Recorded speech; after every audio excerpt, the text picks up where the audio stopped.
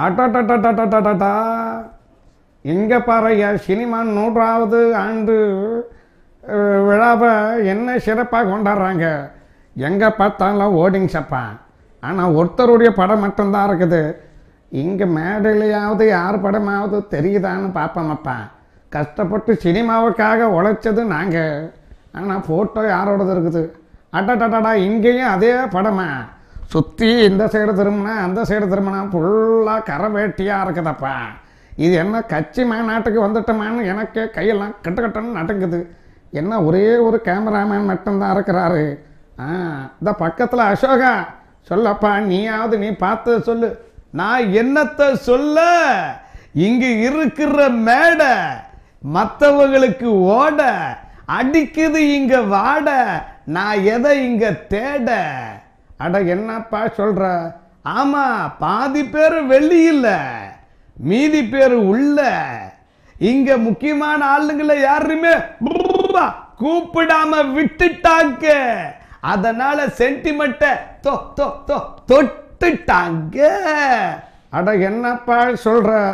ஆமா, சினிமாவுக்காக பாடுபட்ட மக்களுடைய விஷயங்கள் போய் மக்களுக்கு சேரணும்னு நான் நினைக்கிறேன். அட என்னப்பா சொல்ற? தெளிவா சொல்லப்பா. சினிமாவுக்காக உழைச்சவங்க இங்க காணோம். இருந்தாலும் யாருக்கு கொடுக்கறாங்க தானம். இதனால போறது மானம். 100ஆம் ஆண்டு சினிமா 100 விழாவில் ஏகப்பட்ட பிரபலங்கள் வந்துக்கிறாங்கப்பா. ஆனால் எல்லாருமே உம்மான மூஞ்சி வச்சுருக்காங்க. பக்கத்தில் நம்ம இளைய தளபதி விஜய் இருக்கிறாரு. அவங்கள கேட்பான், அட சொல்லப்பா என்ன டல்லாக இருக்கிற? என் நெஞ்சில் குடியிருக்கும். இதெல்லாம் இங்கே பேசாதப்பா. இது செல்ஃப் எடுக்காது. பேசுறது ஒரே ஆள் மட்டும்தான். நம்மளோட வேலை ஒன்லி லிசன். நோ, அடுத்து நிறைய படம் வர வேண்டியது இருக்குண்ணா. அந்த படம்லாம் ரிலீஸ் ஆகணுன்றதுக்காக பல்லு போடுங்கண்ணா பாம்பு மாதிரி.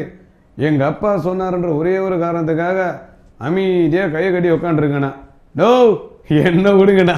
அட முன்னாடி ஒருத்தர் இருக்கார் பார்த்தீங்களாண்ணா, என்னை விட பெரிய ஸ்டாரு. அவரே பாருங்கண்ணா அமைதியாக இருக்கார். தம்பி, நீ ஏதாவது மைக்கு பிடுங்கி பேச வேண்டியதானே? ஐயா வேணா ஐயா, நான் கதையை சொல்லுவேன். அது பெரிய கதையாயிடும். அது இல்லாமல் பக்கத்தில் இருக்கும். நான் போனேன் அந்த வழியாக தான். அதனால் டெஃபினெட்லி அவர் ஆனால் பரவாயில்ல, அமைதியாக இருந்துட்டார். நான் கதை சொன்ன ஆரம்பித்தா டெஃபினெட்லி இதுவாகிடும். போன முறை அவர் ஐயா பக்கத்துலேயே உட்காந்துருந்தேன். அவர் எந்திரிச்சிடுவார், நான் உட்காருவேன். நான் எந்திரிப்பேன், அவர் அமைதியாக இருப்பார். ஆனால் இங்கே அப்படி இல்லை, ஒரே ஆள் தான். அவங்க பேசுகிறாங்க. டெஃபினெட்லி அப்படியே கையை கட்டிக்கிட்டு அமைதியாகவே இருந்து அமைதியாகவே வாழ்க்கை வாழணும். அப்போ தான் டெஃபினெட்லி இருக்கும். நான் இன்னொரு கதை சொல்லான்னு இருக்கேன். அட கதைலாம் சொல்லாதப்பா.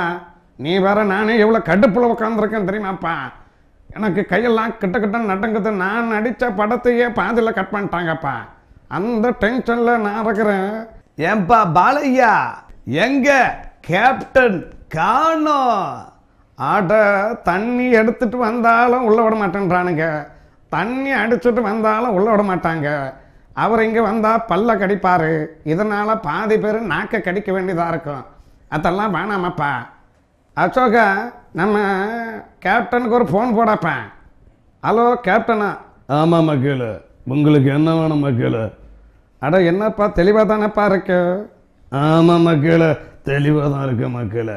அட நீ இன்னும் ஃபங்க்ஷனுக்கு வரலையாப்பா? மக்கள் இன்விடேஷன் கொடுத்து போனவனுக்கு நான் மட்டும் இதுக்கு அதனால தான் வரல மக்கள். வந்து அங்கே ஓரமாக உட்கார்றதுக்கு நான் வீட்டில் சோபாவில் உட்காரலாம். அதனால தான் இருக்கேன். அட இல்லைப்பா, இங்கே பல ரவுண்டு போய்ங்குதப்பா. நானும் அதை தான் பண்ணிகிட்ருக்கேன்.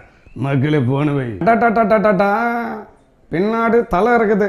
அட தலை அண்ணா, இந்த மாதிரிலாம் சொல்லாதீங்க. அட நீ தானேப்பா தலை. நான்லாம் தலையில் வெறும் கைதான். அங்கே இருக்கப்பா, அதுதான் தலை. அது இருக்கட்டும்ப்பா. அடுத்து உன்னோட படம் எப்போ ரிலீஸ் ஆகுது அதை கரெக்டாக சொல்லப்பா.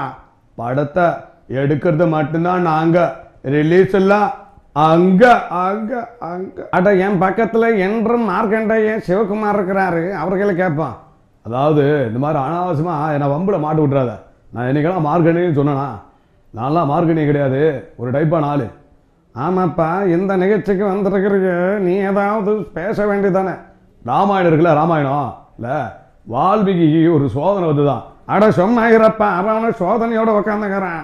நீ சாதனையை பற்றி பேசுங்கும் போது சோதனையை சொல்லிங்கிற. ஆமாம், எதுக்காகப்பா இந்த ஃபங்க்ஷனில் நீ கலந்துக்கிட்ட? என் 2 பசங்களும் என் பேச்சு எப்பவுமே கேட்க மாட்டாங்க, அம்மா பேச்சு தான் கேட்பாங்க. அட நீ எந்த அம்மாவை சொல்கிறப்பா? நீ இந்த அரசியல் பேசுகிறவெல்லாம் வச்சுக்காத, வெளியில் போயா.